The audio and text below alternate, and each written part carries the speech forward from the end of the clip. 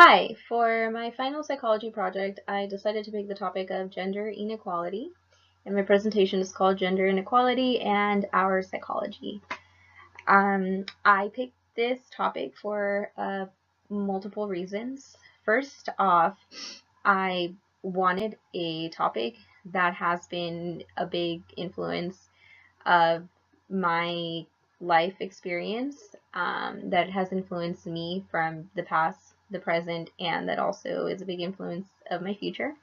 Second, it's a very controversial topic currently in the political world in the United States.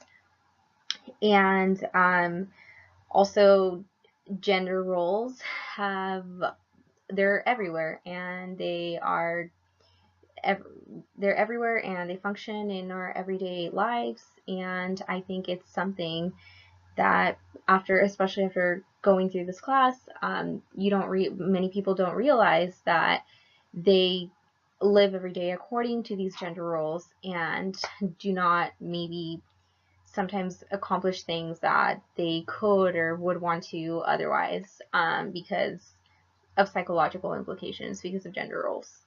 And so for this is why I decided to pick this topic. And I found some very kind of upsetting information, especially the last couple of slides where I will show the graph statistics that I found. But it also gives me even more motivation to do the things that I want to do and to combat these gender norms that have completely taken over our society. So here we go. To begin, I have a couple of slides on what stereotypes are and some basic stereotypes on women and men. So psychologist Janet Shibley Hyde from University of Wisconsin, she discovered males and females from childhood to adulthood are more alike than different on most psychological variables, and this is the gender similarities hypothesis. Gender differences had either no or very small effect on most of the psychological variables examined.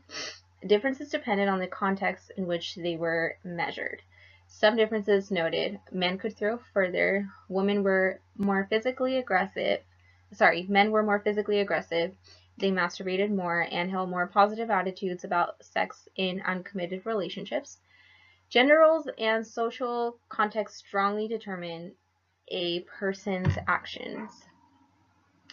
So it's very important to note here from these couple of slides, basically, that gender roles, I mean, the differences between men and women are mostly psychological, and they definitely exist, which is important to emphasize. Females and men are biologically different, but it's very important to note that a lot of these differences have just been implicated by society. Developmental courses of possible gender differences. Any apparent gap may open or close over time. Gender differences fluctuate with age, growing smaller or larger at different times in the lifespan. Differences are not stable.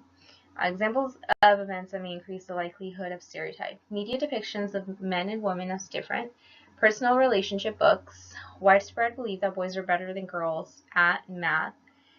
And being careful with differences that are supported by evidence. They can cause concern because they are sometimes used to support prejudicial beliefs and discriminatory actions against girls and women. So an important topic to take from these slides is that a big example, um, there's a stereotype that boys are better than girls at math. And so actually, statistically, boys and girls do math at the same level up until they are in high school, which is when there is a big gap increase. So men keep going, studying further math and science fields, and whereas girls do not.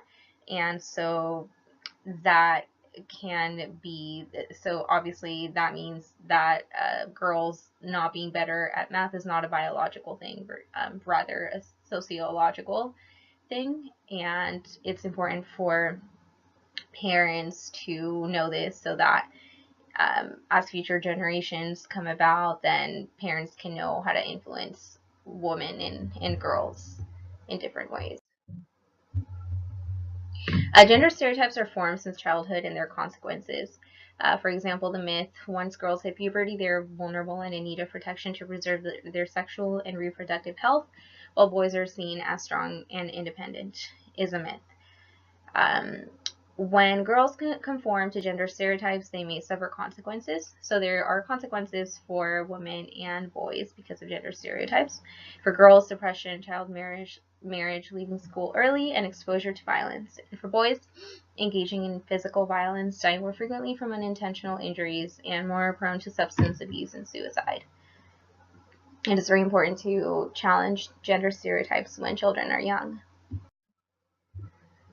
So there's also a lot of gender differences all around the world. It's not just an American thing. Less than 40% of countries provide girls and boys with equal access to education, and only 39% of countries have equal proportions of boys and girls enrolled in secondary education. Out of 54 million of the 76 million illiterate young women, they only live in 9 countries. Over half of children out of school are girls. The completion rates and learning levels of girls are lower than those of boys. Participation of girls in school decreases as they progress through the education system.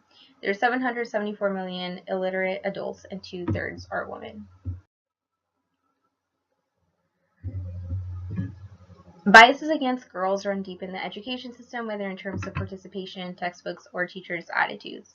The women have actually overtaken men in number in higher education globally. The positive global trend hides other issues of gender inequality.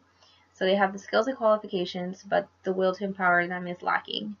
Only 29% of the world's researchers are women,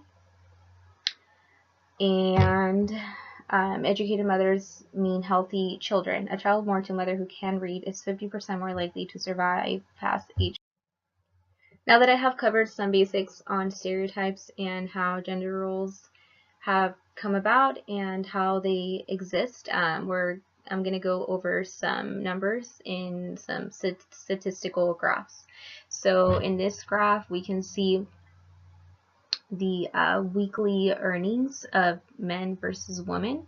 And so as you can see, the blue is represents men and the purple women. And so in every single category, men earn much more than women. In this graph, we also have added some other ethnicities. So we have white, blacks, Asian, and Hispanics. And so these compare the weekly earnings of the different ethnicities, which is also a little very troublesome. This graph was the most upsetting and disheartening for me on a personal level. So this one has representations for different ethnicities as well as women in certain ethnicities and men in certain ethnicities. So it really breaks it down. The very most bottom one is Hispanic woman. And so they're at the lowest ranking of earnings. Which is very upsetting for me, who am a Hispanic woman obtaining an education. This last graph, it's a very simple graph basically depicting that many more women have a college degree actually than men. And so when you see this and you see the comparisons that we just saw of the huge gender earning gap, it's very ironic because obviously more women are obtaining an education, which clearly states that women are just as capable of as men of doing everything. And so yeah, this graph just says it all, and it tells us as a society to hopefully be more aware of gender inequalities and gender differences that we as a society are implicating. So after this class and from my past life experiences, my current experience, and because I am a woman who is going into the STEM field, I really hope to be able to inspire more women to reach for their goals and their dreams, and to hopefully be more aware of these gendered roles and stereotypes, and hopefully recognize that they are simply just stereotypes that have been placed by society, and they do not define you, and they are not who you actually are.